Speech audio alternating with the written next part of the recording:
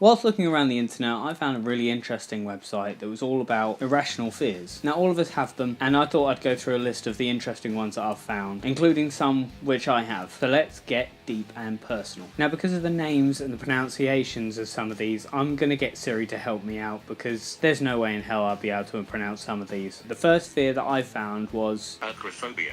the fear of heights. Now, a lot of people have this, including myself. I wouldn't necessarily call it an irrational fear because you could slip, trip, fall, anything, and it could lead to your death or just a serious injury. And of course there's people that love thrill seeking, like rock climbing, stuff like that, and even though safety harnesses are used, they could fail at any point. The next fear is called Anablephobia. This is the fear of looking up. I could see this being a really inconvenient fear. Surely your animal instinct to look up to defend yourself would kick in. Now, for any of you that remember the film My Girl, Apiphobia.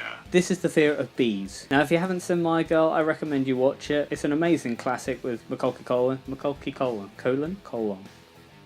A fairly usual fear. Automatonophobia. Now, this is the fear of ventriloquist dummies or wax models. For those of you that have been to Madame Tussauds in London, I'm sure there's places all over the world, but Madame Tussauds is the most well known. If you go there, you'll have a look at how realistic the models are. I remember seeing a photo of a wax museum that had burned down. The results were pretty horrific. People look pretty messed up, still very realistic. Catapedaphobia. It's the fear of jumping from high levels. It's also the fear of jumping from low levels. Maybe you're worried about getting a sprained ankle. Claustrophobia. The fear of enclosed spaces. Now, a lot of people have this. I know that I have it to a significantly smaller degree than most people that have it. I remember going on a school trip to France on the Eurotunnel. This is a big tunnel that goes underground. It's not exactly a tiny shuttle, but it's pretty small still. And the fact that you can't escape, and what if the walls were to collapse? You'd just die. There'd be no hope for you. Not to bring the mood down at all. Cynophobia. Now, as a postman, a lot of people probably think that I have this fear. It's the fear of dogs. I love dogs. Dogs are simple. They can be quite dangerous, but mostly dogs are just pretty stupid. Now, the next two are linked. It's Dextrophobia. and Levophobia. this is the fear of things to the left-hand side of the body and fear of things to the right-hand side of the body. I hope I've done them right. The fear of needles is Trypanophobia.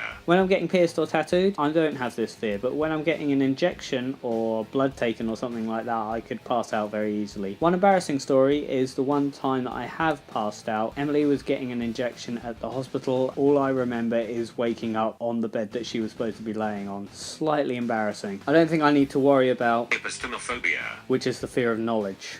I'm sure there are words for fears of different parts of the body, but Geniophobia. this is the fear of chins. I can actually imagine being afraid of chins if you had one like Peter Griffin. That thing is terrifying. Glossophobia. This is the fear of speaking in crowds. I hated it in school anytime you had to do it, even if it was in front of just the class, which was scary enough. Now cue the drum roll for the most ironically named fear.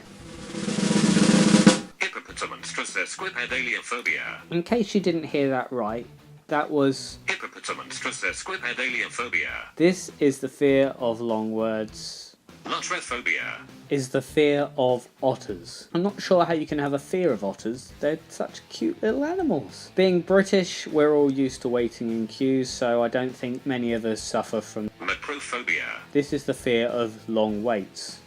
No, not Tom waits. With a few of these fears, you've got to have real trouble in life, like Neophobia. which is the fear of new things. Every day we experience new things, so I don't understand how you can be fearful of that. The fear of hospitals is... Nosocomephobia.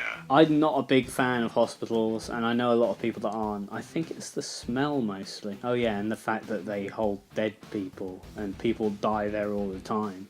Onomatophobia. This is the fear of hearing a certain word. If it's a really unusual word, I could understand you not mentioning it to anyone at all. A bit like Bender in Futurama when he turns into a bomb and they have a secret word that they have to change to the most unused word in his vocabulary. Optophobia. Now, some of you might have guessed that this is something to do with your eyes. It's the fear of opening your eyes. Don't open your eyes, kids. The next one is Panophobia. the fear of everything, which actually reminds me. One sec. However unorganised my DVD set is, it was surprisingly easy to find this. I recommend this film, it's brilliant. Simon Pegg is fantastic. But he suffers from this fear. This is a good example of how to get over this fear. Plus it's Simon Pegg, it's going to be a frickin' awesome film. Now this one, I think again is quite common, but I don't understand why. It's like the fear of the house number 13. Because I'm a postman, I know a lot of roads don't have a number 13. The name of this one made me put it in. It's Catapedaphobia, which is the fear of the number 13. Personally, I love 13, especially Friday the 13th, because a lot of tattoo studios, at least around here, have discounts on Friday the 13th over Halloween pictures, so I don't see the problem. I added this one for shits and giggles. It's Pentheraphobia, which is the fear of mother-in-laws, more specifically your mother-in-law. Everybody fears your mother-in-law. Don't let her out of the cage. For me, lacking facial hair, I don't think anyone with this fear will be scared of me, for that reason at least. Pogonophobia, This is the fear of beards. Don't fear the Reaper, baby. Fear the beard.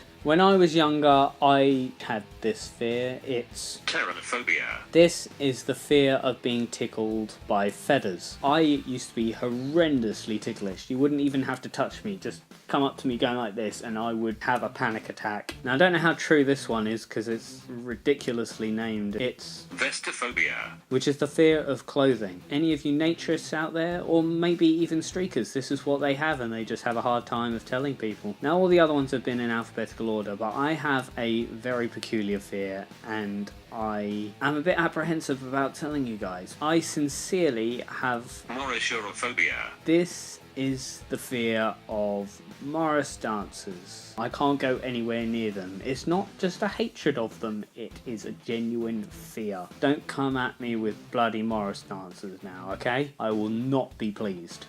I hope you've learnt a little something from this, unless of course you have, Epistemophobia, in which case ignore everything I've said and just go to bed and never open your eyes again. If I've missed any fears that you might have or that you think are bloody hilarious, please let me know in the comments below. If I've got any wrong, let me know. You can Instagram me, Twitter me, Facebook me. Let me know your fears. If at any time you do come and harass me with Morris dancers, I can come and get you.